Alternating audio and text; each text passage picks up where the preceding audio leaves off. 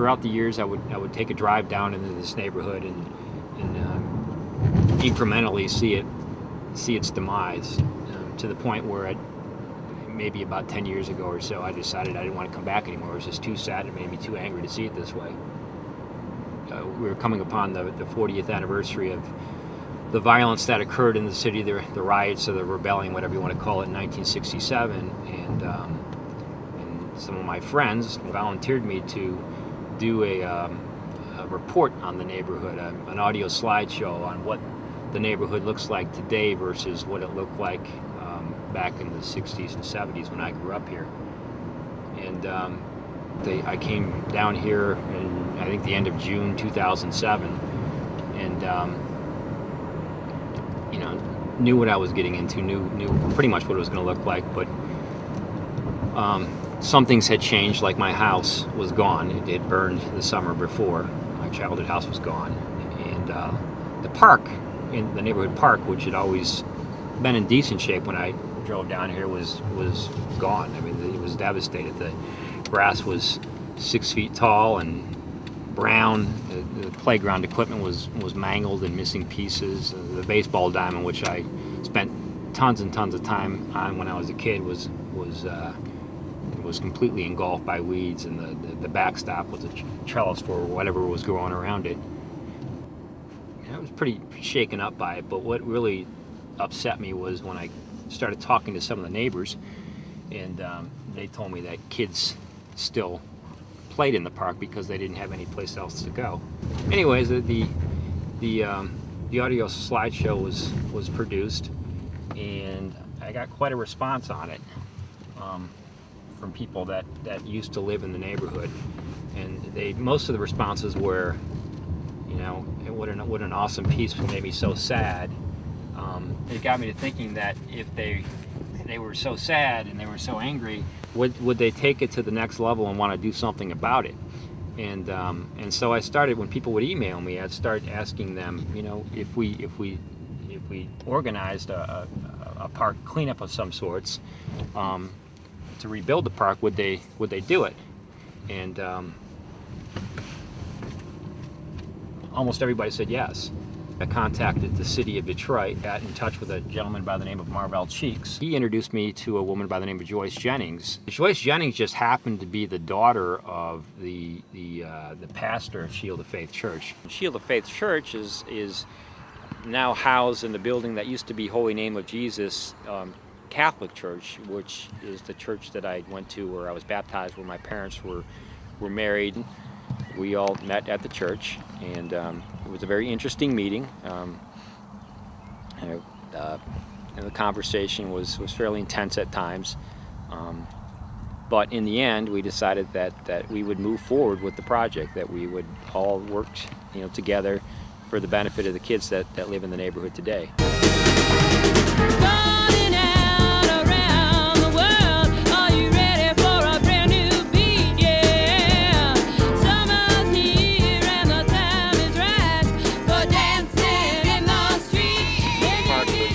Was this tall. All you could see was this guy's tail sticking out, and he used to be pink, and he used to have some nasty wires hanging out of him, but during our initial park cleanup in September 2007, the kids grinded him down and they painted him blue. He's kind of beat up, but the entire city is, so he's fitting. Basketball court here. Chrysler worked with us when the Big Three was still the Big Three, and gave us $7,500, a grant, which put up 2 new stanchions and 2 new hoops, and we're going to put some asphalt and seal the court, hopefully this spring, for the kids. So this is the old baseball diamond at the park. Would get out here at 9 o'clock in the morning during the summer and get yelled at to go home for lunch, then be back over here again. But when I came to the park again in June 2007, the diamond was gone completely. And with the help of Mount Olivet Cemetery and Gilbert's Trucking Company, which is another business in the neighborhood, we were able to dig the diamond back out. And Mount Olivet pitched in with some baseball diamond slag, and they took down all the weeds off the backstop, and like I say, I'd put this diamond up against any diamond in the city. It's better than when I was a kid. Back then we had to dig glass out of there and everything else, and now it's smooth, and it's interesting because back in the day, baseball was the sport. Everybody was following the 68 Tigers and the 72 Tigers, so we all played games. We had a baseball diamond here. There was an old softball diamond in the corner that's gone now, and we had a makeshift diamond in the middle of the park. Now, when we came into the neighborhood, none of the kids really played baseball at all. They didn't understand the game. During the first barbecue, when we had our party out here, they would hold the bat upside down. They didn't really know what they were doing.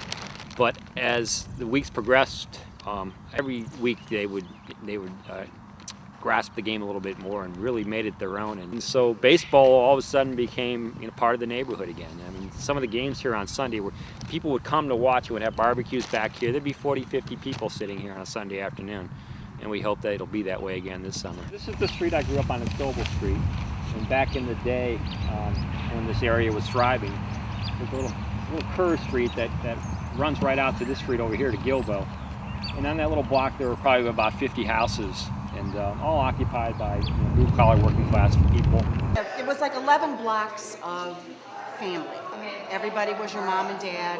You called everybody Mr. and Mrs., and everybody played together. There wasn't any age barriers or, got up early Saturday mornings and went and screamed your friends' names out on their porches till they came out.